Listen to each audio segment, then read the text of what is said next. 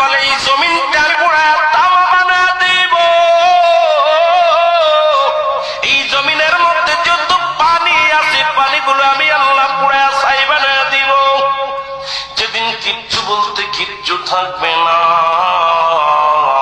সেদিন থাকবে শুধু আমার আল্লাহ। আজকে কার জন্য সুদ খাও, কার জন্য ঘুষ খাও, কার জন্য ব্যভিচার করো, কার জন্য অন্যায় করো রে মন, কার জন্য তোমরা এত বাহাদুরি করো।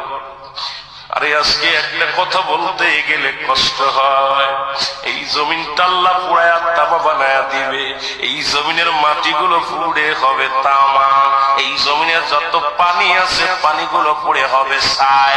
এই দুনিয়ার মধ্যে কিচ্ছু যেদিন থাকবে না, ওই তুরস্কের কত বাহাদুর, কত টাকাওয়ালা মিনিটের মধ্যে 30 সেকেন্ডের